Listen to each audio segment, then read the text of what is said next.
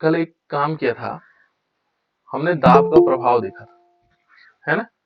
दाब का किस प्रकार प्रभाव पड़ता है, किस पर, गैसों की विलीयता पर। तो दाब का प्रभाव क्या था, हमने ये कहा था कि दाब बढ़ाने पर गैसों की विलीयता बढ़ती है, ठीक है ना। हम गैस को घोल रहे थे किसमें, द्रव में। जो गैस है उसको द्रव में घोल रहे हैं, एक प्रोसेस चल रही है, द्रव गैस को हमने क्या किया, द्रव में घोलने की प्रोसेस चल रही है। और इस पर दाब का क्या प्रभाव पड़ेगा, तो ये यहाँ पर नियम ये है कि दाब बढ़ाने पर गैसों की द्रव में विलीयता बढ़ती है। ये तो नियम है इसका, मतलब एक प्रकार की चीजें हमें मिली, एक जनरल नियम है कि दाब बढ़ाने पर गैसों की विलीयता बढ़ेगी। इस पर जो है, जो हेनरी थे, इन्होंने एक काम किया, और वो किया मात्रात्मक संबंध। मात्रात्मक संबंध मीन्स कितना दबाव डालोगे, कितनी मात्रा घुलेगी, है ना। जैसे मान लीजिए हमने क्या किया, हमने यहाँ पर कोई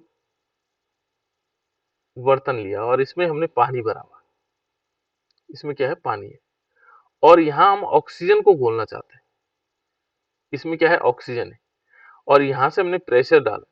तो जितना प्रेशर, कितनी मात्रा में प्रेशर डालेंगे, जैसे माना ये हेनरी ने जो संबंध दिया था, ये तो मालूम था हमें पहले से कि दाब बढ़ाने पर क्या होगी, विलीयता बढ़ेगी। दाब बढ़ाने पर क्या होगा, विलीयता बढ़ेगी। लेकिन हेनरी ने एक विशेष नियम दिया, देखो यहाँ पर ध्यान रखना, मैं इसी चीज को फोकस कर रहा हूँ पे, है ना। देखो मात्रात्मक संबंध दिया इसने। मात्रात्मक संबंध में कितनी मात्रा में आप दबाव डालोगे और कितनी मात्रा में गैस घुलेगी, इसके बीच एक संबंध दिया जिसे हेनरी का नियम कहा जाता है ना। गैसों की विलीयता पर दाब के प्रभाव का मात्रात्मक संबंध हेनरी ने दिया, जिसे क्या कहते हैं, हेनरी का नियम कहते हैं। और ये हेनरी ने दिया कि कितनी मात्रा में दबाव डालोगे तो कितनी मात्रा में वो गैस खुलेगी, ये है मात्रात्मक संबंध, ठीक है ना। जित हमने माना कितनी मात्रा में क्या डाला, दाब डाला, और उसी के हिसाब से देखा कि उसमें क्या संबंध होगा। तो यहाँ पर देखो इसने क्या किया, हेनरी का नियम क्या है कि ताप क्या है, स्थिर है। स्थिर ताप पर किसी गैस की विलीयता गैस के दाब के समानुपाती होती है। मीन्स कोई गैस हमारे पास है, ये तो साधारण नियम है, स्थिर ताप पर क्या होगा, किसी गैस की विलीयता गैस के दाब के समानुपाती होता है। जो विलीयता होगी वो क्या होगी, उसके दाब के समानुपाती होगी। जितना दबाव डालोगे उतनी अधिक मात्रा में क्या होगी, गैस घुलेगी। ये तो कहना चाह रहा है, स्थिर ताप पर किसी गैस की विलीयता गैस के दाब के समानुपाती होती। तो यदि हम इसकी विलीयता को देखेंगे, कितनी विलीयता है इसकी, है ना, तो जितना हम दबाव डालेंगे, m is directly proportional to p, यानी कि क्या होगा, m is equal to k p। ये हेनरी का नियम था, ये हेनरी ने एक नियम दिया, ठीक है ना, जिसको हम क्या कहते हैं, हेनरी का समानुपाती नियम हो गया। अब देखो यहाँ पर उसने किस प्रकार से आया, अब अलग अलग दो पार्ट में किया उसने। मात्रात्मक अध्ययन किस प्रकार से हुआ, देखो यहाँ पर मूल नियम ये है कि यदि विलीयता को विलयन में गैस के मोल अंश के रूप में व्यक्त किया जाए, वो किस रूप में, इसकी विलीयता को किस रूप में, मोल अंश के रूप में विलीयता को प्रदर्शित किया जाए, ये देखो। तो पहला तो ये नियम सिंपल था कि जितना दाब डालेंगे उतनी विलीयता बढ़ेगी। लेकिन उसने क्या किया कि यदि विलीयता को विलयन में गैस के मोल अंश के रूप में लें, यदि हम किस रूप में लेंगे, मोल अंश के रूप में लेंगे, तो हेनरी ने क्या नियम दिया, मोल अंश के रूप में क्या दिया नियम इसने, कि किसी गैस का वाष्प अवस्था में आंशिक दाब P उस विलयन में गैस के मोल अंश के समानुपाती होता है।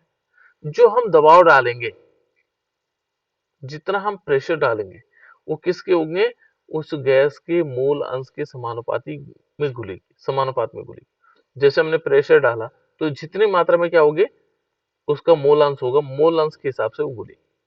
यानी कि यहाँ पर क्या आएगा, P इज इक्वल टू के एच, ये हेनरी कांस्टेंट है, और एक्स गैस, गैस का मोल अंश। यहाँ पर देखो गैस का मोल अंश, जो गैस है उसका मोल अंश, ठीक है।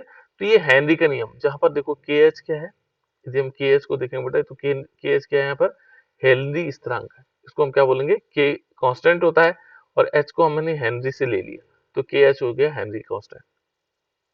तो ये ध्यान रखना आपको, ये नियम बहुत इंपॉर्टेंट है, ये वाला इंपॉर्टेंट, इसी को लिखना आपने हेनरी का, है ना। तो यहाँ पर ये ध्यान रखना, क्या लिखना है आपको, यदि विलीयता को विलयन में गैस के मोल अंश के रूप में व्यक्त करते हैं, गैस के मोल अंश के रूप में यदि हमने व्यक्त किया, तो हेनरी का नियम क्या कहता है, किसी गैस का वाष्प दाब में आंशिक दाब P उस विलयन में गैस के मोल अंश के समानुपाती होता है। तो ये है असली नियम इसका, इस टाइप से। और मोल अंश को हम कैसे दिखाते हैं, P इज इक्वल टू हमने KH लिखा, और मोल अंश को हम X है, तो मोल अंश को कैसे दिखाते हैं बेटा, कोई बता सकता है मोल अंश को कैसे दिखा सकते हैं, कैसे दिखा सकते हैं मोल अंश को, मोल अंश, मोल प्रभाज को कैसे दिखाते हैं, हमने तो निकाला तो सब मोल प्रभाज, गैस के मोलों की संख्या n प्लस कैपिटल N, ऐसे भी लिख सकते हैं, जिसका हमें मोल अंश निकालना होता है विलेय के अणुओं की संख्या, विलेय के अणुओं की संख्या बटे विलायक के अणुओं की संख्या, मोलों की संख्या। देखो गैस के यहाँ पर क्या आएगा, विलेय के मोलों की संख्या बटे में क्या आएगा, विलेय के मोलों की संख्या प्लस विलायक के मोलों की संख्या, यानी कि विलयन के मोलों की संख्या, वो क्या कहलाता है हमारे पास, मोल प्रभाज या मोल अंश उसको कह सकते हैं, ठीक है ना। यहाँ पर क्या आएगा, ये मोल अंश के रूप में आएगा। तो x यहाँ पर क्या है, मोल अंश है, ठीक है। नेक्स्ट देखते हैं, देखो अब हेनरी के नियम की सीमाएं क्या है, इसकी लिमिटेशन क्या है, ये क्वेश्चन पूछा जाएगा बेटा, ध्यान रखना, है ना। हेनरी का नियम बहुत इंपॉर्टेंट है, इसको इंपॉर्टेंट के रूप में लिख लीजिएगा, देखा है ना। यहाँ पर क्या आएगा, इसकी जो लिमिटेशन है, क्या लिमिटेशन है इसकी, ठीक है ना। ये कहता है केवल आदर्श गैसों के लिए ही मान्य है, पहली इसकी लिमिटेशन क्या है, केवल आदर्श गैसों के लिए ही मान्य है। किसके लिए मान्य है, आदर्श गैसों के लिए, जो आदर्श गैस होते हैं उनके लिए मान्य होता है। लेकिन कभी कभी ये क्या होता है, वास्तविक गैसों के लिए इसका उपयोग किया जाता है। वैसे तो आदर्श गैसों के लिए मान्य, पहला नियम तो इसका हो जाएगा आदर्श गैसों के लिए मान्य, ठीक है ना, औरों के लिए नहीं है।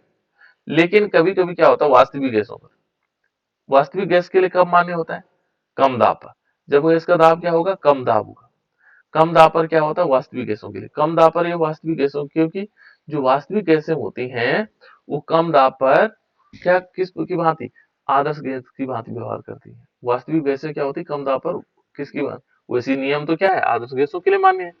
वास्तविक गैसों के लिए कब होता है, जब कम दाब होगा, कम दाब होगा, क्योंकि कम दाब पर ये वास्तविक गैसें किसकी भांति व्यवहार करती हैं, आदर्श गैस की भांति। तो इसका मतलब ये क्या है, आदर्श गैस के लिए ही मान्य है, ठीक है ना। वास्तविक गैस के लिए हो रहा है, लेकिन तब हो रहा है जब वो क्या है, आदर्श गैस की भांति व्यवहार कर रही है, और आदर्श गैस की भांति व्यवहार वास्तविक गैस कब करती है, जब वो दाब कम होगा, ठीक है ना। तो पहला नियम, पहली लिमिटेशन तो ये बहुत इंपॉर्टेंट है। देखो नेक्स्ट है, यह नियम केवल उन गैसों पर लागू होता है जो विलायक से रासायनिक क्रिया नहीं करती, जो रासायनिक क्रिया नहीं करी, माना हमने कोई गैस हमने घोली, और गैस घोलने के लिए हमने क्या किया, इस गैस ने यदि माना विलायक से रासायनिक क्रिया कर ली, तो तब मान्य नहीं होगा। इसके लिए किसके लिए होगा, उन गैसों के लिए लागू होता है जो जो गैसें क्या नहीं करती, विलायक से अभिक्रिया नहीं करती हैं, ठीक है ना, जो विलायक से क्या नहीं करेंगे, क्रिया नहीं करेंगे, ध्यान रखना, क्रिया नहीं करेंगे, उन गैसों के लिए लागू होता है, ठीक है ना। यानी कि इसमें यही मेन है, विलायक से रासायनिक अभिक्रिया नहीं करती है, केवल उन गैसों पर लागू होता है, ये इंपॉर्टेंट, ठीक है ना। जैसे देखो यदि हम अमोनिया को देखेंगे, तो अमोनिया के लिए लागू नहीं होगा, NH3 के लिए, है ना। जल देखो, जल में अमोनिया अभिक्रिया करके अमोनियम हाइड्रोक्साइड बनाता है, तो इसके लिए लागू नहीं होगा, अमोनिया के लिए लागू नहीं होगा। हेनरी का नियम किस पर लागू नहीं होगा, अमोनिया, अमोनिया गैस के लिए लागू नहीं होगा। क्यों, क्योंकि यदि हमने जल को में घोलना है इसको, अमोनिया को, NH3 प्लस H2, तो ये क्या बना देगा, NH4OH, अमोनियम हाइड्रोक्साइड बना देगा, ठीक है ना, इसलिए ये लागू नहीं होगा, क्लियर। उन गैसों के लिए लागू होगा जो क्या नहीं करेंगे, विलायक से अभिक्रिया नहीं करती। तीसरा नियम देखो बेटा, उन गैसों पर लागू होगी जो जल में किसी अन्य द्रव को घुलकर के आयनों में विघटित नहीं होती, सिंपल, उन पे भी लागू नहीं होगी जो गैसें क्या कर देती हुई, विलायक के साथ आयनों में घुल जाती है, आयनों में बढ़ जाती है। जैसे माना हमने HCl को पानी में डाला, HCl गैस है, तो HCl गैस क्या करती है, पानी के साथ जैसे हम इसको डालते हैं तो ये अपने आयनों में टूट जाती है, यानी कि H+ और Cl- के रूप में। तो इन गैसों पर भी लागू नहीं होगी, जो अपने क्या होंगे, जो आयनों में विभक्त होती हैं। तो ये 3 चीजें हैं, किसके लिए, आदर्श गैस के लिए मान्य है, जो गैसें विलायक से क्रिया नहीं करती उनके लिए मान्य है, जो गैस क्या जो गैसें क्या होंगी, विलायक में जाकर के आयनों में टूट जाती हैं, उनके लिए भी लागू नहीं होंगी। ठीक है ना, केवल किसके लिए होगी, आदर्श गैस के लिए मान्य होती है। ठीक है ना, तो ये कुछ नियम थे इसके, हेनरी के, और ये लिमिटेशन है। ठीक है ना, ये लिमिटेशन है, इनके लिए ही कार्य।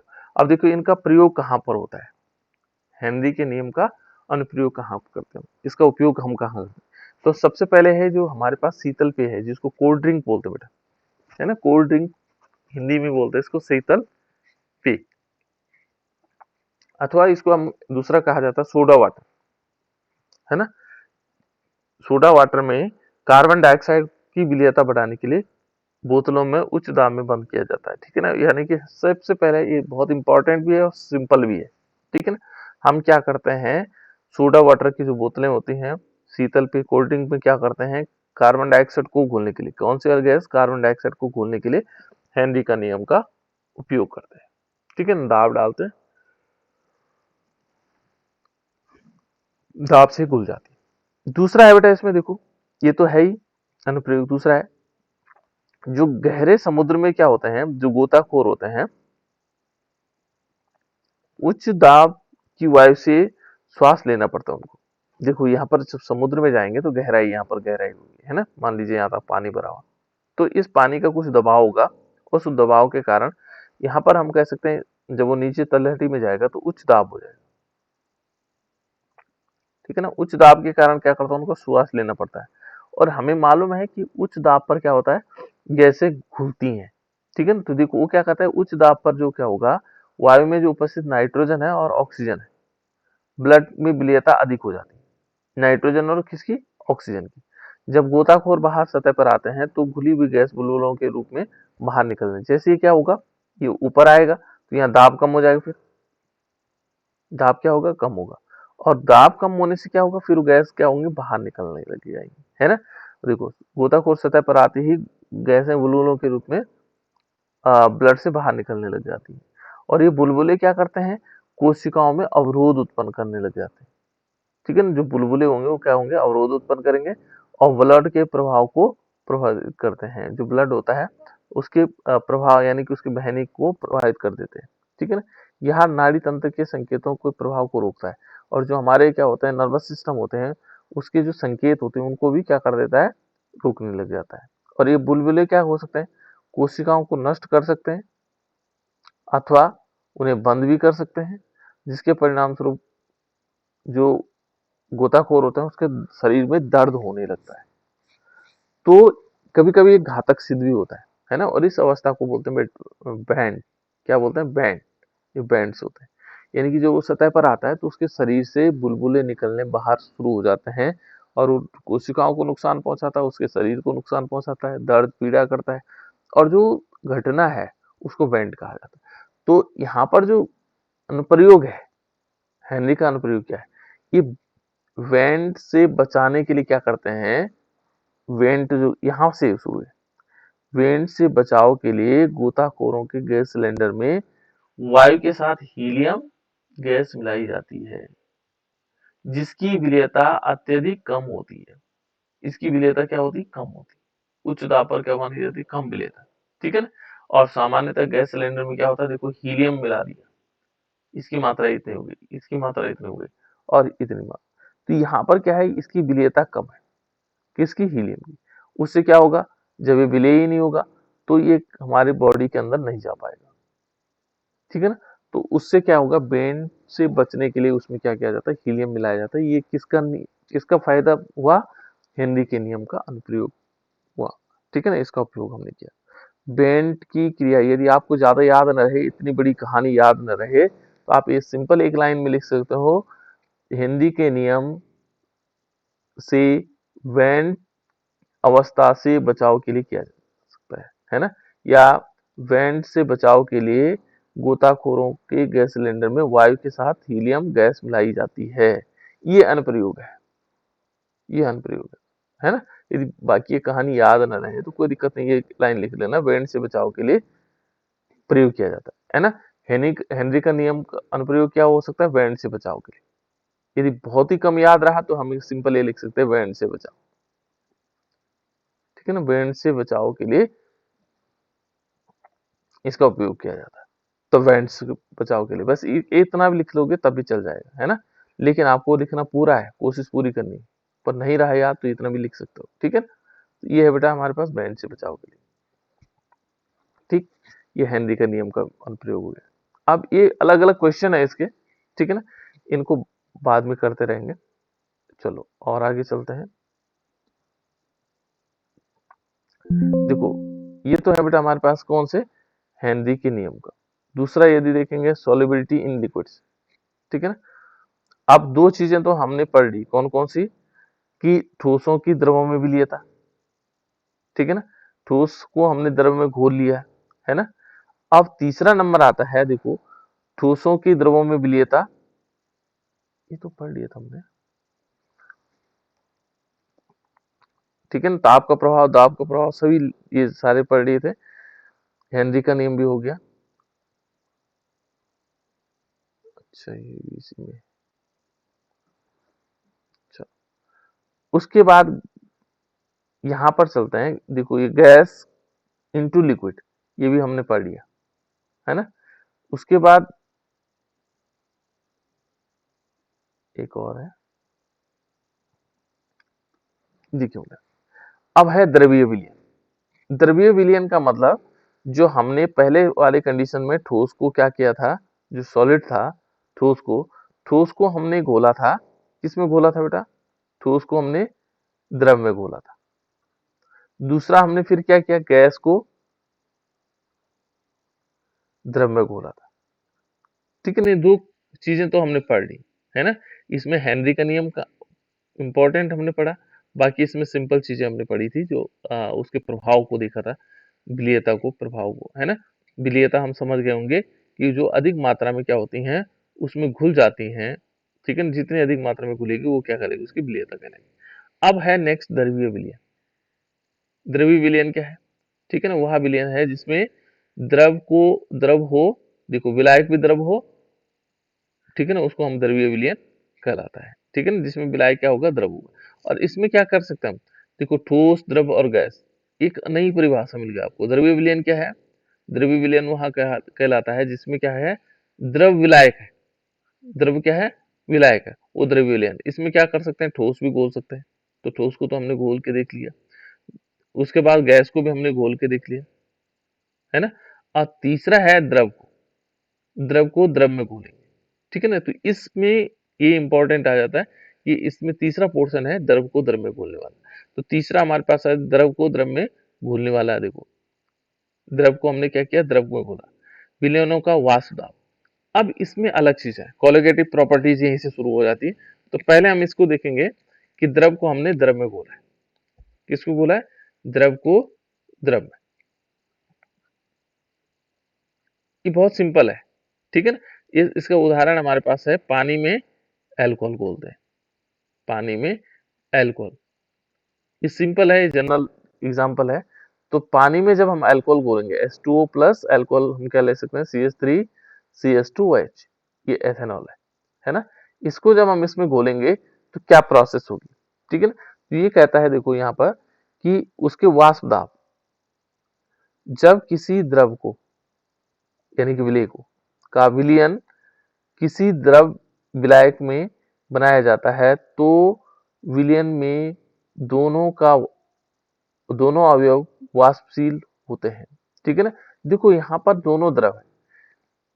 यदि हम H2O को देखेंगे तो H2O की विशेषता क्या है, ये वाष्प बनता है, ये भी क्या बनता है, वाष्प बनता है। दूसरा हम एथेनॉल लेते हैं, CH3CH2OH, ठीक है ना। तो ये भी क्या करता है, वाष्प बनता है। अब हमने क्या किया, एक बर्तन में इन दोनों को मिला दिया, देखो इस बर्तन को मिला दिया, ठीक है ना। और इस बर्तन में हमने क्या किया, दोनों को मिलाया, एथेनॉल भी मिलाया और साथ साथ में पानी भी, दोनों को मिला दिए, ठीक है ना। एथेनॉल और हमारे पास क्या हो गया, पानी, इन दोनों को इसमें घोल दिया और इस इन दोनों से क्या कर दिया, इसको ढक्कन लगा दिया यहाँ पर, है ना।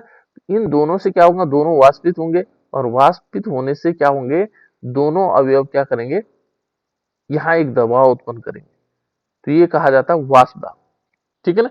तो दोनों वाष्पशील है, अतः विलयन के वाष्प दाब में दोनों अवयवों का वाष्प दाब का योगदान होता है। यानी कि जो यहाँ पर वाष्प दाब उत्पन्न होगा, वाष्प दाब उत्पन्न होगा, वाष्प के द्वारा उत्पन्न दबाव, ठीक है ना, वो क्या कहलाएगा, वाष्प दाब कहलाएगा। और इन दोनों का वाष्प दाब, इन दोनों का क्या होगा उस पर, इन दोनों जो अवयव हैं, इनका वाष्प दाब इस पर पड़ेगा, किस पर, इस पर, इन दोनों का योगदान होगा इस वाष्प दाब, है ना। तो मान लीजिए दो द्रव है, मान लीजिए हमारे पास क्या है, ये जल का वाष्प दाब है Pa, है ना। मान लीजिए हमने क्या लिया, ये जल का वाष्प दाब है Pa, है ना। और जो हमारे पास एथेनॉल है यानी कि CH3CH2OH है, इसका मान लीजिए Pb, है ना। तो यदि हम कहेंगे कितना वाष्प दाब लगाएंगे ये दोनों गैसें, तो दोनों गैसों का वाष्प दाब, टोटल वाष्प दाब हुआ P = Pa + Pb, Pa + Pb। तो ये दोनों गैसों के लिए वाष्प दाब है, ठीक है ना। तो यहाँ पर हम इसको ऐसे लिख सकते हैं। तो इस प्रकार से वाष्प दाब किस प्रकार से हो जाएगा, Pa = Pb, ये हमारे पास वाष्प दाब क्रमशः दोनों का वाष्प दाब, दोनों अवयवों का। अब देखिए, अब इसके लिए क्या होगा, द्रव को जब द्रव में घोलेंगे तो वहां पर राउल्ट का नियम लगता है। जब हम द्रव में गैस को घोलते हैं, ये देखो छोटा क्वेश्चन तैयार हो रहा है बेटा, जब हम द्रव, कभी कभी पूछ लेगा कि गैस को जब हम क्या करेंगे, द्रव में घोलेंगे तो किसके नियम का अनुपालन करेंगे, कि गैस को जब हमने द्रव में घोला तो कौन से नियम लगेंगे, तो यहाँ लगेगा हेनरी का नियम, ठीक है ना। जब हम क्या करेंगे, देखो जब हम एक, मान लीजिए एक द्रव को दूसरे द्रव में घोलेंगे, देखो एक द्रव को दूसरे द्रव में घोलेंगे तो उसके लिए कौन सा नियम लगेगा, राउल्ट का नियम। इसके लिए दूसरा भी लग सकता है ना, राउल्ट का नियम। थोड़ा याद रखना, आपको कहाँ पर क्या क्या चीजें आ रही हैं ये ध्यान रखना, ये कई किताबों में ऐसा लिखा नहीं है ना, तो इसको समझना भी होगा। हेनरी का नियम हमने कहाँ पर उपयोग किया, तो देखो वाष्पशील विलेय युक्त विलयन के लिए राउल्ट का नियम, ठीक है। यहाँ पर दोनों चीजें हैं, जब हम ठोस को द्रव में घोलेंगे तब भी राउल्ट का नियम लगेगा, है ना। तो देखो एक निश्चित ताप पर विलयन में उपस्थित किसी वाष्पशील अवयव का आंशिक वाष्प दाब उस अवयव के मोल प्रभाज के समानुपाती होता है। जो अवयव होगा, मान लीजिए जिसका हम वाष्प दाब निकालेंगे, जैसे माना सपोज हमने कहा एथेनॉल का वाष्प दाब CH3CH2OH, इसका वाष्प दाब निकालते हैं उस विलयन में, तो हमेशा कितना वाष्प दाब होगा इसका, उसके मोल अंश, जो इस एथेनॉल का मोल अंश होगा, इसके समानुपाती होगा। ध्यान आया, यानी कि किसी निश्चित ताप पर यदि हम देखेंगे, निश्चित ताप पर विलयन में उपस्थित किसी किसी वाष्पशील अवयव का, कोई अवयव है, देखो दो अवयव है, मान लीजिए हमने दो अवयव ले रखे, एक ले रखा पानी और दूसरा ले रखा अल्कोहल। अब ये कहता है किसी अवयव, एक अवयव ये हो गया, एक अवयव, माना किसी भी अवयव का यदि हम क्या निकाल रहे होंगे, आंशिक वाष्प दाब निकाल रहे होंगे, तो उसके मोल, देखो उस अवयव के मोल प्रभाज के समानुपाती होता है। यदि हम इसका वाष्प दाब निकालेंगे, मान लीजिए हमने P यहाँ पर लिया एथेनॉल CH3CH2OH, तो ये किसके समानुपाती होगा, इस मोल, इसके मोल अंश के समानुपाती, यानी कि हम इसको ले लेंगे CH3CH2OH, यानी कि इसके मोल अंश के समानुपाती, ठीक है ना। और इसके लिए हम व्यंजक किस प्रकार से लिख सकते हैं, उसमें ये आ जाएगा, ठीक है ना। अब ये तो है बेटा किसके लिए, जब हम वाष्पशील द्रव के लिए क्या निकाल रहे होंगे, राउल्ट के नियम अनुसार, ठीक है ना। अब देखो ये क्या है, ये तो है वाष्पशील विलय के लिए, और जब हम किसके लिए निकाल रहे होंगे, अवाष्पशील। मान लीजिए दूसरा कंडीशन क्या है, हमने ठोस को घोला है, ठोस को हमने क्या किया, पानी में घोला, वो तो द्रवीय विलयन था बेटा, ये भी द्रवीय विलयन है। जब हम ठोस को पानी में घोलेंगे तब भी राउल्ट का नियम लिखा, ये किसके लिए था, पहले वाला देखो, ये था वाष्पशील विलय के लिए। वाष्पशील विलय माना जो वाष्पित होता हो, ठीक है ना। यहां देखेंगे तो ये किसके लिए है, ये है अवाष्पशील विलय के लिए। अवाष्पशील विलय में क्या होगा, जैसे पानी में तुम क्या करो, पानी में यदि नमक घोल दोगे तो नमक जो है वाष्पशील नहीं होता बेटा, वाष्पित नहीं होता है ना। तो ये अवाष्पशील के लिए राउट का नियम था। पानी में हमने क्या किया, एथेनॉल घोला, पानी है इसमें क्या घोला, एथेनॉल, CH3CH2H। तो ये किसके लिए, वाष्पशील, ये वाष्पशील होता है। वाष्पशील विलय के लिए अलग नियम है और अवाष्पशील विलय के लिए अलग नियम। तो यहाँ पर क्या बताया उसने कि जो ये अवयव है उसके मोल प्रभाज के समानुपाती होता है ना। उसका जो वाष्प दाब होगा उसके मोल प्रभाज के, उस अवयव के मोल प्रभाज के समानुपाती होगा। यहाँ पर राउल्ट का नियम क्या कहता है, ये अवाष्पशील पदार्थ के लिए, ठीक है ना। अवाष्पशील विलय युक्त विलयन के लिए राउल्ट का नियम। तो ये दोनों याद रखना आपको। वाष्पशील के लिए पूछेगा तो क्या लिखना है, वाष्पशील के लिए पूछेगा तो क्या लिखना है, ठीक है ना। तो यहाँ पर कहता है कि एक निश्चित ताप पर अवाष्पशील विलय युक्त विलयन के लिए आपेक्षिक वाष्प दाब में अवनमन विलय की मोल प्रभाज के बराबर होता है। इसमें वाष्प दाब में क्या होगा, अवनमन होगा। वाष्प दाब में क्या होगा, अवनमन होगा, ध्यान रखना। वाष्प दाब में क्या होगा, अवनमन होगा, कमी होगी। यहाँ पर वाष्प दाब में क्या होगी, कमी। कितनी कमी होगी, उस विलय के मोल प्रभाज के बराबर। और उसमें भी क्या हुआ, देखो यहाँ पर क्या हुआ, यहाँ पर क्या हुआ, निश्चित ताप पर उपस्थित किसी विलयन के वाष्प दाब आंशिक वाष्प दाब जो है उस विलयन के मोल प्रभाज के समानुपाती होता है। यहाँ पर बढ़ेगा, ठीक है ना, यहाँ वाष्प दाब बढ़ेगा। यहाँ क्या हुआ, कम हुआ,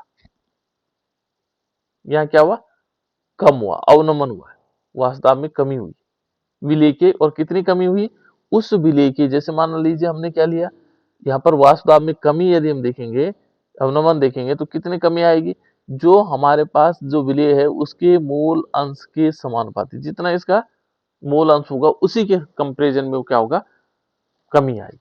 तो ये दो नियम है बेटा, वाष्प दाब में अवनमन और वाष्प दाब में उन्नयन, ये दोनों कंडीशन आई, ठीक है ना। तो ये अलग अलग नियम है इसके, ठीक है ना। अब देखो उसके बाद तीसरा नंबर आता है बेटा आदर्श विलयन।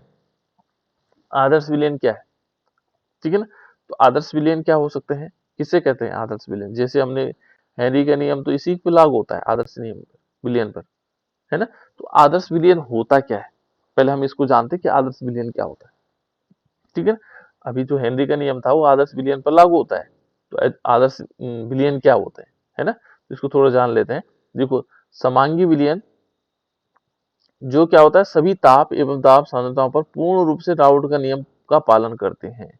देखो समांगी विलयन जो सभी ताप एवं सांद्रताओं पर पूर्ण रूप से क्या करता है, राउल्ट के नियम का पालन करता है, आदर्श विलयन कहलाता है, ठीक है ना। जो राउल्ट का नियम क्या करता है, का पालन करता है, उसे हम आदर्श विलयन कहते हैं, ठीक है ना।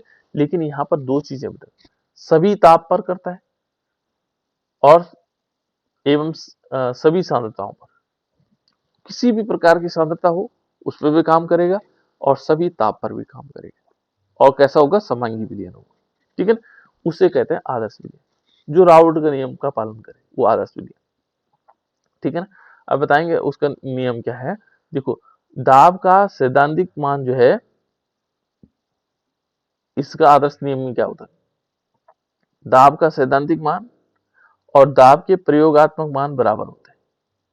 इसका आदर्श जो विलयन होगा उसमें दो चीजें होंगी, जो दाब का क्या होगा, सैद्धांतिक मान होगा और प्रयोगात्मक मान होंगे, वो दोनों क्या होंगे, बराबर होंगे, ठीक है ना। जो इसमें आदर्श विलयन के लिए क्या शर्तें हैं, जो इसका सैद्धांतिक मान होगा डेल्टा ऑब्जर्व हो जाएगा, है ना, जो ऑब्जर्व वैल्यू होगी, जो सैद्धांतिक मान होगा, और जो हमने प्रयोग से निकाला होगा जो प्रैक्टिकल वैल्यू होंगी, वो दोनों बराबर होंगे, ठीक है ना। यहाँ ये ध्यान रखना, विलेय तथा विलायक को मिलाने पर क्या होगा, प्राप्त आयतन क्या होगा, प्राप्त आयतन विलयन के आयतन के बराबर होगा। जैसे माना एक वॉल्यूम हमने लिया, एक वॉल्यूम में लिया, तो ये क्या कहता है देखो, विलेय और विलायक को मिलाने पर प्राप्त आयतन जो है विलयन के आयतन के बराबर होगा, और ये किसके बराबर होगा, डेल्टा वी वॉल्यूम के बराबर, विलयन का आयतन के बराबर होगा। विलेय का आयतन प्लस विलायक का आयतन, और ये निकालना होगा कि विलयन के आयतन के बराबर होना चाहिए। किसके बराबर होना चाहिए, विलयन के आयतन के बराबर होना चाहिए, ठीक है ना। नेक्स्ट एक और देखो, विलेय तथा विलायक को मिलाने पर क्या होगा, एंथैल्पी शून्य होगी। विलेय को मिलाया और विलायक को मिलाया, तो यहाँ पर जो एंथैल्पी होगी बेटा वो क्या होगी, शून्य होगी। ऐसी दशा में क्या होगी, एंथैल्पी शून्य होगी, ठीक है ना। इसका मतलब ये होता है ना ऊर्जा उत्पन्न हो रही होगी और ना नष्ट हो रही होगी, ठीक है ना। ये देखो, ऊर्जा का न तो उत्सर्जन हो रहा होगा और ना ही अवशोषण हो रहा होगा, जहां पर एंथैल्पी क्या होगी, शून्य होगी। विलेय और विलायक को मिलाने पर एंथैल्पी क्या होगी, शून्य होगी। ऐसे विलयन को हम कहते हैं, ऐसे विलयन को क्या बोलते हैं, आदर्श विलयन। जहां पर क्या होगी, विलेय और विलायक को मिलाने पर एंथैल्पी शून्य होगी, ऐसे विलयन को हम बोलेंगे आदर्श विलयन। बाकी मैंने बहुत डिटेल में आप लोगों को बता रखा है, ठीक है ना। नेक्स्ट देखो बेटा, विलेय विलेय विलेय और विलायक विलायक के बीच जो अंतरा आणविक आकर्षण बल होगा वो विलेय और विलायक के बीच अंतरा आकर्षण बल के बराबर होगा। इनमें अंतरा आकर्षण बल भी क्या होगा, बराबर होगा। तो ये है आदर्श विलयन। बाकी मैंने बहुत डिटेल में आप लोगों को बता रखा है ना। अब अनादर्श विलयन क्या होंगे, अनादर्श विलयन क्या होंगे, सिंपल है, जो रावर्ट का नियम का पालन नहीं करते, वे विलयन जो क्या है, रावर्ट के नियम का पालन नहीं करते हैं, वो अनादर्श विलयन कहलाता है। अब रावर्ट का नियम क्या क्या क्या नहीं कर सकते, देखो यहाँ पर ये ध्यान रखना कि दाब का सैद्धांतिक मान और दाब के प्रयोगात्मक मान बराबर नहीं होते हैं, बस जो आदर्श विलयन में था उसका विपरीत, ठीक है ना। तो यहाँ पर ये लिखना भी है आप लोगों ने, ठीक है, और इम्पोर्टेंट भी है, ये ध्यान रखना। आदर्श विलयन पूछा जा सकता है क्योंकि बहुत सालों से नहीं पूछा गया है ना, तो पूछ सकता है आपको पेपर में नई चीजों को डालने के लिए। तो यहाँ पर क्या है, आदर्श अनादर्श विलयन क्या हो जाएगा, जो रावर्ट के नियम का पालन नहीं करते हैं, है ना। और ये देखो, दाब का सैद्धांतिक मान दाब के प्रयोगात्मक मान के बराबर नहीं होता है, ठीक है ना। दूसरा है, विलेय और विलायक को मिलाने पर प्राप्त जो आयतन होगा विलयन के आयतन के बराबर नहीं होता है, वहां होता है ना। यहाँ पर क्या होगा, विलेय और विलायक को मिलाने पर एंथैल्पी परिवर्तन भिन्न भिन्न होता है, समान नहीं होता, वहां क्या होता है, समान हो जाता है ना। यहाँ देखो, विलेय विलायक विलेय विलेय विलेय विलायक के जो अंतरा आणविक आकर्षण बल है वो विलेय विलायक के आकर्षण बल के बराबर नहीं होता है, बस इसका ठीक विपरीत। एक याद कर लो और बाकी दूसरा वाला ऑटोमेटिक याद हो जाएगा, इनमें नहीं जोड़ना, बस उसका विपरीत हो जाएगा, है ना। अनादर्श विलयन में उसके विपरीत हो जाएगा, एक नियम को याद कर लो और दूसरे में नहीं जोड़ दो, वो सारे के सारे आपके पास आंसर हो जाएंगे, ठीक है। तो ये है बेटा अनादर्श विलयन। देखो यहाँ पर धनात्मक विचलन प्रदर्शित करने वाले, जो धनात्मक विचलन प्रदर्शित करेंगे, तो धनात्मक विचलन क्या है, आदर्श देखो यहाँ पर एक्स ए, ठीक है ना, एक्स वी इक्वल टू 0 ये वैल्यू है ना। तो इसको हम डिटेल में बता रखा मैंने, फिर भी देख लो यहाँ पर सिंपल, इसको कह सकते हैं धनात्मक विचलन। तो यहाँ पर क्या है, विलयन का वाष्प दाब राउल्ट के नियम से निर्धारित किए गए वाष्प दाब की अपेक्षा अधिक है। देखो जो राउल्ट का नियम था उसने ये देखो डॉटेड लाइन से दिखाना, ये राउल्ट के नियम के लिए क्या था, वाष्प दाब था। इस वाष्प जो राउल्ट के नियम ने निर्धारित किया था उस वाष्प दाब की अपेक्षा क्या है, अधिक है। देखो ये है धनात्मक विचलन। यहाँ पर आपको एक लाइन डॉटेड लाइन खींचनी है और उसके ऊपर ये दिखा देना, ये वाला लाइन, इस लाइन को धनात्मक विचलन दिखाएंगे। देखो इसके ऊपर भाई ये याद कर लेना, ग्राफ ये है इस टाइप से, ये धनात्मक विचलन को दिखा। यदि हमें ऋणात्मक विचलन दिखाना होगा तो यहाँ पर लिखना, ऋणात्मक विचलन के लिए क्या होगा, यहाँ पर विलयन का वाष्प दाब राउल्ट के नियम के से निर्धारित किए गए वाष्प दाब की अपेक्षा कम होता है, बस तो कम लिख लेना ऋणात्मक विचलन में। और ऋणात्मक विचलन कहाँ दिखाओगे, इसके नीचे ऐसे दिखाओगे, बस ये ऋणात्मक विचलन ऐसे करके, ये नीचे की तरफ इस डॉटेड लाइन से नीचे, और डॉटेड लाइन के ऊपर दिखा दिया तो धनात्मक विचलन, ठीक है ना। इस ग्राफ को थोड़ी सी याद कर लेना बेटा, किसी के पास नहीं तो स्क्रीनशॉट खींच लो जल्दी से, ठीक है ना। इस ग्राफ को याद कर लेना, सिंपल चीजें हो गया। चलो अब ऋणात्मक विचलन आएगा, देखो ऋणात्मक विचलन इस प्रकार से हो जाएगा, ठीक है ना। और लिखा क्या, यहाँ यहाँ यह विलयन का वाष्पदाब राउल्ट के नियम से निर्धारित किए गए वाष्पदाब की अपेक्षा कम होता है। वैसे ये कम आ गया शब्द, जो राउल्ट के नियम ने जो निर्धारित किया था उससे यदि कम आता है तो उसको बोलते हैं, क्या बोलते हैं, ऋणात्मक विचलन। ठीक है ना। अनादर्श विलयन है, कैसा विलयन है, अनादर्श विलयन। पहले वाला भी अनादर्श विलयन है ना। राउल्ट का नियम का विचलन धनात्मक विचलन होता है और ऋणात्मक विचलन होता है अनादर्श विलयन के लिए। ठीक है ना, ये हो गया। अब इसके बाद है बेटा देखो, नेक्स्ट टॉपिक है स्थिर क्वाथी। स्थिर क्वाथी शब्द जो है स्थिर, जिसमें क्वथनांक स्थिर हो जाता है। देखो ना, स्थिर क्वाथी, स्थिर क्वाथी का मतलब जिसमें क्वथनांक क्या है, स्थिर हो गया। ठीक है ना। दो घटकों से बना हुआ मिश्रण जिसका द्रव और वाष्प अवस्था में संगठन समान होते हैं। देखो, यदि द्रव अवस्था में भी देखेंगे तो उसी रूप में रहेगा, और गैस अवस्था में भी क्या है, उसी रूप में रहेगा। ठीक है ना, समान होता है। एक निश्चित ताप पर उबलते हैं, और द्रव अवस्था में वही है और किसमें है, गैस अवस्था में, है ना। और एक निश्चित ताप पर उबलते हैं, स्थिर क्वाथी कहलाते हैं, वो स्थिर क्वाथी कहलाते हैं। ठीक है ना, इनको हम क्या बोलते हैं, स्थिर क्वाथी कहा जाता है। जो क्या होंगे, एक चाहे द्रव अवस्था में हो चाहे गैस अवस्था में, है ना। ये कहता है दो घटकों से बना हुआ मिश्रण जिसका द्रव और वाष्प अवस्था में क्या है, संगठन समान होता है। द्रव अवस्था में भी समान होगा और वाष्प अवस्था में समान होगा, और क्या होगा, एक निश्चित ताप पर उबलते हैं, स्थिर क्वाथी कहलाते हैं। इनको हम क्या बोलते हैं, स्थिर क्वाथी। और इन मिश्रणों के घटकों को प्रभाजी आसवन द्वारा पृथक नहीं किया जा सकता। ध्यान रखना, ये प्रभाजी आसवन द्वारा पृथक नहीं होते हैं, है ना। ये मिश्रण दो प्रकार के होते हैं। ठीक है ना, कितने प्रकार के होंगे, दो प्रकार के। कौन कौन से होंगे बेटा, किसी को याद है? न्यूनतम क्वथनांकी स्थिर क्वाथी और अधिकतम क्वथनांकी स्थिर क्वाथी। ठीक है ना, दो प्रकार के होंगे। पहले हम न्यूनतम क्वाथी देखते हैं, है ना, न्यूनतम वाले को देखते हैं। तो न्यूनतम क्वथनांकी स्थिर क्वाथी, देखो स्थिर क्वाथी बनते कैसे हैं? हमने दो चीजों को मिलाना है। ठीक है ना, दो चीजों को मिलाना है, दो अवयवों को मिलाना है, और उससे क्वथनांक क्या हो जाए, कम हो जाए। जैसे मान लीजिए हमने क्या, ये देखो, जो न्यूनतम क्वथनांकी स्थिर क्वाथी है, इस प्रकार के स्थिर क्वाथी का क्वथनांक उसके घटकों के क्वथनांक से कम हो जाता है। तो इसमें हम कह सकते हैं, सिंपल चीजें एक लाइन में कह सकते हैं कि जो घटक जो हमारे पास क्या है, मान लीजिए हमने एथेनॉल लिया, CH3CH2OH, है ना, और इसका जो क्वथनांक है वो कितना होता है, इसका क्वथनांक होता है 78.5 डिग्री सेल्सियस, है ना। और दूसरा हमने पानी लिया, पानी को तो आप लोग जानते हैं, इसका जो क्वथनांक होता है वो 100 डिग्री सेल्सियस होता है। और जब हम इन दोनों को मिला देते हैं, इन दोनों को हमने क्या किया, मिलाया, है ना, इन दोनों को मिलाया, तो जो मिलने से जो नया हमारे पास क्या हुआ, विलयन प्राप्त हुआ, उसका जो क्वथनांक था वो कम था, इन दोनों से कम, इससे भी कम और इससे भी कम, यानी कि 78 डिग्री सेल्सियस आ गया। तो उसको कहते हैं स्थिर क्वाथी। यानी कि स्थिर क्वाथी क्या होगा, स्थिर क्वाथी न्यून, इसको हम कहेंगे न्यून क्वथनांकी स्थिर क्वाथी। क्या कहेंगे, इस प्रकार का जो स्थिर क्वाथी होगा का क्वथनांक उसके घटकों के क्वथनांकों से कम होता है। बस इतना याद रखना आपको, है ना।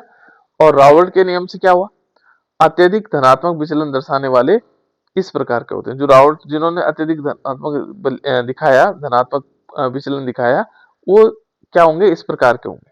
ठीक है ना, तो इसको याद रखने की जरूरत भी नहीं पड़ेगी, सीधे आपको यह याद रखना है, इस प्रकार के स्थिर क्वाथी का क्वथनांक उसके घटकों के क्वथनांक से कम होता है, बस, है ना। और एग्जाम्पल ये देखो, जब हम क्या करें, 95% क्या मिलाए, एल्कोहल। ध्यान रखना, 95% एल्कोहल और 5% जल मिलाए, तो इस प्रकार का जो हमें विलयन प्राप्त होगा वो स्थिर क्वाथी विलयन होगा। भाई एग्जाम्पल याद रखो, सब कुछ याद आ जाएगा। ठीक है ना, उदाहरण याद रखो, 95% एल्कोहल, 5% जल, इनको मिलाएंगे, स्थिर क्वाथी बनेगा। और कौन सा वाला बनेगा, न्यून क्वथनांकी स्थिर क्वाथी, न्यून क्वथनांकी स्थिर क्वाथी बनेगा। ठीक है ना। अब दूसरा देखो बेटा, उच्च क्वथनांकी स्थिर क्वाथी, उस क्वथनांक क्या होंगे? इस प्रकार के जो स्थिर क्वाथी होंगे, क्वाथी का क्वथनांक उसके घटकों से अधिक होगा। यदि उसके घटकों से हमने दो को मिलाया और उनके जो घटक है उनसे ज्यादा क्या हो गया, उनका क्वथनांक हो गया, ये ऋणात्मक विचलन दिखाते बेटा। अधिकतम क्वथनांकी स्थिर क्वाथी क्या दिखाते हैं? ऋणात्मक विचलन। ठीक है ना, ऋणात्मक विचलन वाले होते हैं। इस छोटे क्वेश्चन बना सकते हैं कि ऋणात्मक विचलन दिखाने वाले किस प्रकार है ना, तो उसको कोई आएगा अधिकतम क्वथनांकी स्थिर क्वाथी है। ठीक है, तो यहाँ देखो इसमें क्या है, जैसे 68% क्या है? HNO3। कितना है? 68% HNO3। और 32% क्या है? हमारे पास जल है। इन दोनों को मिला देंगे, देखो इसका था, इसको तो 100 डिग्री सेल्सियस होता है ना, और इसका HNO3 कितना है? 86। लेकिन जब हमने इन दोनों को मिला दिया, मिलाने के बाद क्या हो गया, इनका जो विलयन बना उसका 120 हो गया। देखो दोनों से अधिक है, 120.5 डिग्री सेल्सियस। हुआ कि नहीं हुआ? ये 86 था, 100 था, इन्होंने इसका जो कितना हो गया? 120 हो गया। तो ये क्या है? अधिकतम क्वथनांकी स्थिर क्वाथी। अधिकतम अधिकतम क्वथनांकी स्थिर क्वाथी। तो दो प्रकार के हमारे पास स्थिर क्वाथी हैं, एक न्यूनतम क्वथनांकी स्थिर क्वाथी है और एक है अधिकतम क्वथनांकी स्थिर क्वाथी। ठीक है, ये इस बार हो सकता है बेटा इससे, क्योंकि थोड़ा पूछा जा सकता है। नेक्स्ट है, दूसरा है इसके बाद विलयनों के अणुसंख्या गुणधर्म। तो अणुसंख्या गुणधर्म हमारे पास क्या हो सकते हैं, पूछा जाता है अणुसंख्या गुणधर्म किसे कहते हैं? तो विलयनों के वो गुण जो विलयन के निश्चित आयतन में उपस्थित विलय के मूलों की संख्या अथवा अणुओं पर निर्भर करती है। ठीक है ना, यदि आपके पास आया कि अणुसंख्या गुणधर्म से आप क्या समझते हैं, तो हम सिंपल लिख सकते हैं विलयन के वे गुण जो विलयन के निश्चित आयतन में उपस्थित विलय के मोलों की संख्या या अणुओं की संख्या के आधार पर या संख्या पर आधारित होते हैं, विलयन के अणुसंख्या गुणधर्म कहलाते हैं। ये देखो बेटा, ये बहुत इंपॉर्टेंट डेफिनेशन है, अणुसंख्या गुणधर्म किसे कहते हैं। तो सिंपल यदि आपके पास ऐसा आया तो हम कह सकते हैं कि जो विलय के मोलों की संख्या पर निर्भर करता है उसे हम उसका अणुसंख्या गुणधर्म कहते हैं। वह विलयन जो विलय के मोलों के संख्या पर निर्भर करता है, एक ही लाइन में लिख सकते हैं ना, विलयन वे गुण जो विलय के मोल अंशों पर या मोलों पर निर्भर करता है, उसको हम क्या कह सकते हैं? कोलोगेटिव प्रॉपर्टीज यानी कि अणुसंख्या गुणधर्म कहा जाता है। और ये कितने होते हैं बेटा, कोई बताए कितने होते हैं? ये 4 होते हैं, है ना। कौन कौन से 4 अणुसंख्या गुणधर्म है? कौन कौन से हैं, जल्दी बताओ। ये है 4। देखो, ये है विलायक के वाष्प दाब का अवनमन। विलायक के वाष्प दाब का अवनमन, वाष्प दाब में क्या होगा? अवनमन होगा, कमी होगी। विलायक के क्वथनांक में उन्नयन, क्वथनांक क्या होगा? बढ़ेगा। ठीक है, विलायक के हिमांक में अवनमन, विलायक का हिमांक क्या होगा? कम होगा। विलायक का परासरण दाब, ये चारों विलायक है। देखो विलायक, मान लीजिए जो विलायक था हमारे पास, उसके वाष्प दाब में अवनमन कब होगा? कमी कब होगी? ठीक है ना। विलायक हमारे पास, मान लीजिए सपोज हमने H2O लिया, इसका जो वाष्प दाब था वो कम कब होगा? इसका वाष्प दाब कम करना है, कम कैसे होगा? विलायक का क्वथनांक में उन्नयन कैसे होगा? इसका क्वथनांक कैसे बढ़ेगा? विलायक का जो हमने H2O लिया था, इसका क्वथनांक कैसे बढ़ेगा? विलायक के हिमांक में अवनमन, यानी कि जो हमने पानी था इसका हिमांक माने जिस माने हिमांक क्या होता है, ये 4 डिग्री पर क्या हो जाता था? जम जाता था। 4 डिग्री जैसे हुआ पानी जो है बर्फ बन के, मान लीजिए, है ना। लेकिन इसका अवनमन करना है, ये 4 डिग्री पर न बर्फ बन करके कितने पे बनेगा? 0 डिग्री सेल्सियस पर बर्फ बनता है। तो इसके हिमांक में अवनमन कैसे कैसे हो पाएगा, है ना, थोड़ा कम कर देंगे, है ना। विलायक का परासरण दाब, परासरण दाब पर क्या प्रभाव है? ये सारे के सारे विलायक के गुण, उन विलायकों के गुणों को हमने समझना है।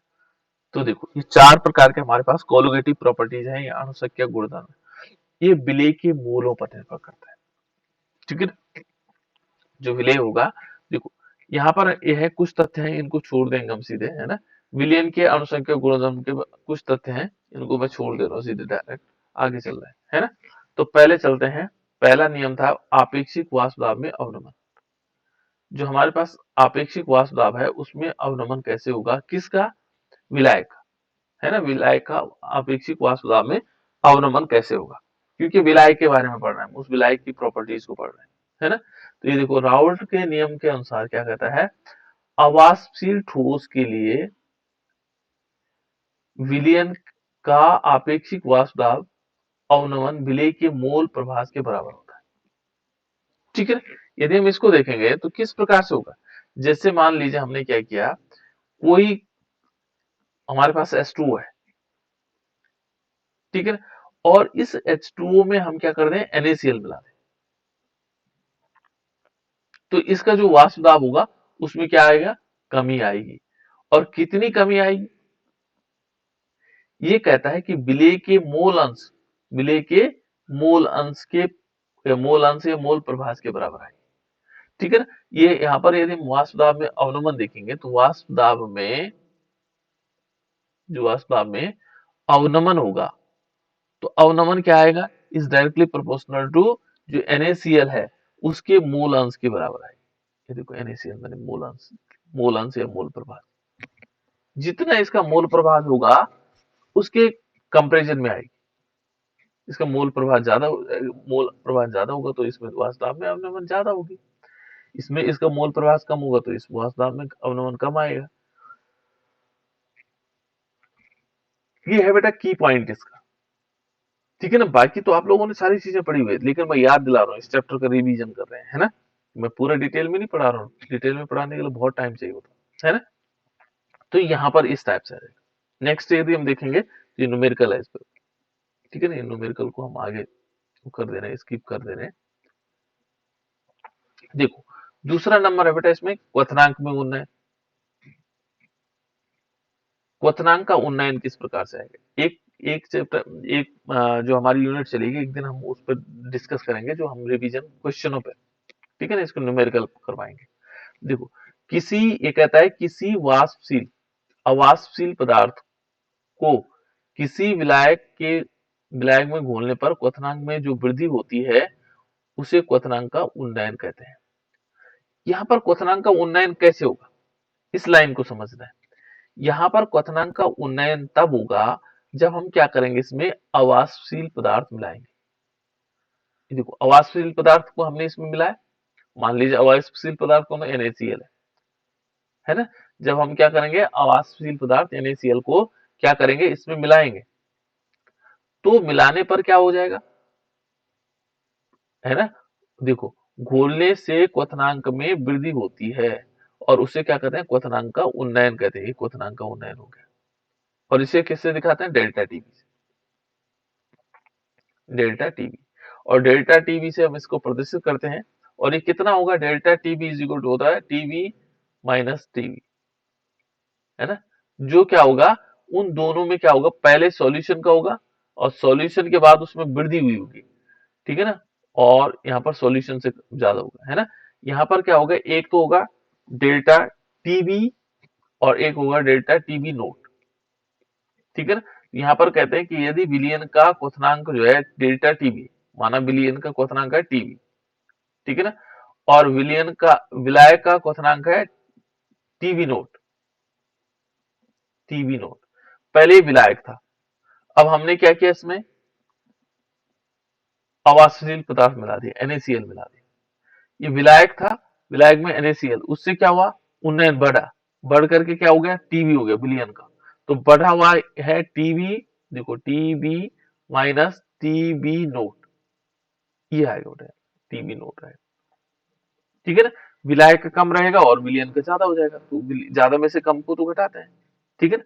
तो इस प्रकार से हम उसको क्या कर सकते हैं, समझ सकते हैं। यहाँ पर हम इसको लिख सकते हैं टीबी नोट, ठीक है ना, क्या आ जाएगा, टीबी नोट आ जाएगा, ठीक है। इस प्रकार से आ सकता है। तो अब देखो ये कहता है उन्नयन हो जाएगा, और कितना उन्नयन होगा, जो डेल्टा टीवी है is directly proportional to M.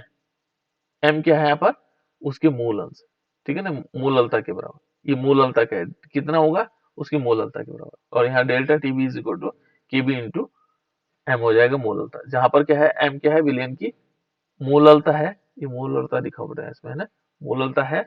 और केपी क्या है, मूलल उन्नयन स्थिरांक है। यहाँ पर ये थोड़ा ध्यान रखना, ये मूललता ना होकर के मोलरता ना होकर के मोललता है, मोललता।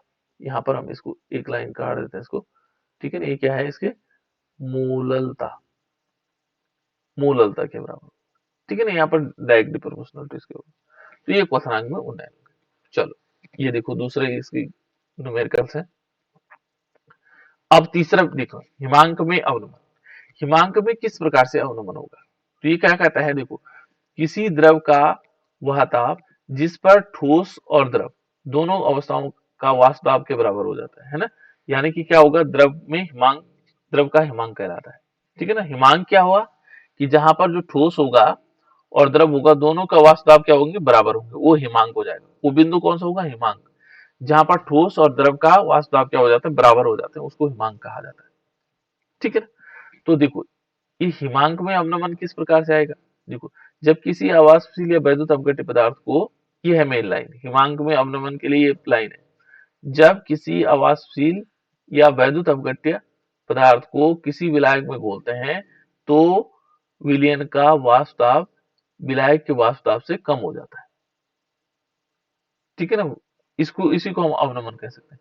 या एक लाइन इसको लिख सकते हैं, या तो इसको लिखना, ये यहाँ पर इसको लिखा जा सकता है, विलयन और विलायक से, देखो विलयन विलायक से कम ताप पर जमता है, ठीक है ना, अर्थात कह सकते हैं विलयन का हिमांक विलायक के विलायक से कम हो जाता है, तो विलायक, इसे कहते हैं विलायक के अवनमन कहा जाता है, ये एक अवनमन हो गया। ये सिंपल हम एक चीज कह सकते हैं कि जब हम क्या कर देंगे, किसी विलायक में कोई अवाष्पशील पदार्थ मिलाते हैं तो उसके हिमांक में क्या आ जाती है, कमी आ जाती है, उसको बोलते हैं हिमांक का अवनमन, ठीक है ना। तो वो अवनमन किस प्रकार से आएगा, देखो उसके लिए भी इन्होंने क्या किया, फिर वही नियम लगा, ठीक है ना। यहाँ पर देखो, देखो विलयन का हिमांक में अवनमन क्या है, यदि हम अवनमन को देखेंगे तो ये है टीएफ। देखो विलयन का टीएफ हो गया और विलायक का कितना आएगा, टीएफ नोट। तो हिमांक में अवनमन कितना आएगा, टीएफ नोट माइनस टीएफ, ठीक है ना। तो ये हिमांक में अवनमन हो गया, ठीक है ना। इसको हम क्या कह सकते हैं बेटा, हिमांक में अवनमन कह सकते हैं। एक मिनट है, बैटरी डाउन।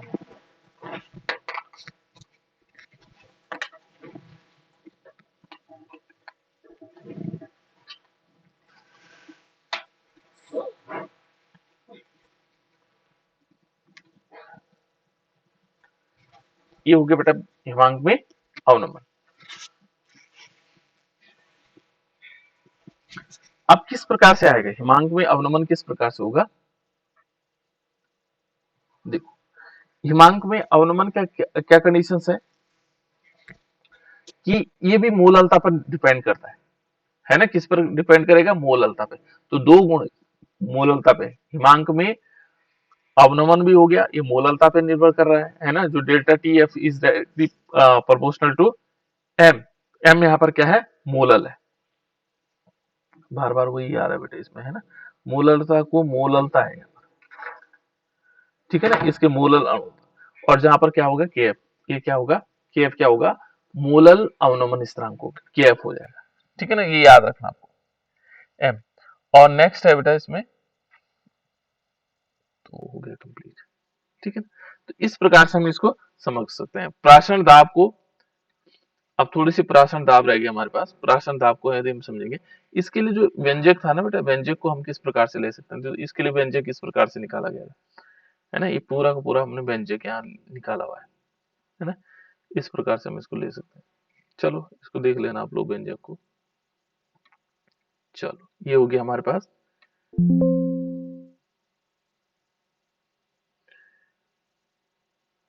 तो इस टाइप से हम इसको समझ सकते हैं, है ना।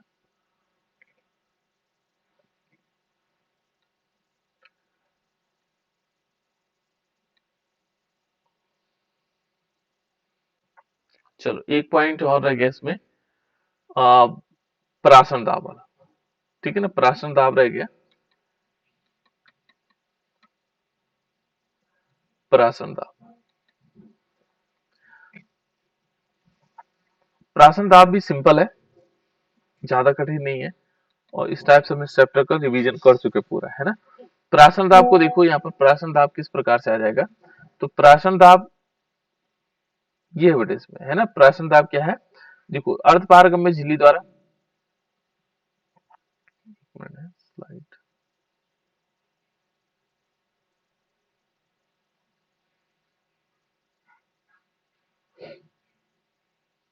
देखो इसमें यदि हम देखेंगे प्राशन दाब क्या होता है, प्राशन दाब को हम जानते हैं कि जैसे माना क्या होगा, एक हमारे पास चेंबर है ना, और एक प्राशन की क्रिया होती है। प्राशन की क्रिया किसके द्वारा होती है, अर्धपारगम्य झिल्ली के द्वारा। ये अर्धपारगम्य झिल्ली है। अर्धपारगम्य झिल्ली में केवल विलायक के अणु आर पार हो सकते हैं, बाकी कुछ नहीं हो सकता, है ना। तो प्राशन दाब क्या होगा कि मान लीजिए हमने क्या किया, इधर सांद्रता बढ़ा दी, 1 विलियन की सांद्रता यहाँ बढ़ा दी, है ना। यहाँ सांद्रता कम कर दी, कम सांद्रता, है ना, कम सांद्रता यहाँ पर हो गई। तो यहाँ पर क्या होगा, यहाँ पर एक पिस्टन लगा देते हैं इस टाइप से, ठीक है ना, जो इसको दिखाया गया, यहाँ पर ताप मापी लगा देंगे, ठीक है। तो क्या होगा, कम सांद्रता से अधिक सांद्रता की ओर विलयन के अणु क्या करते हैं, गमन करते हैं।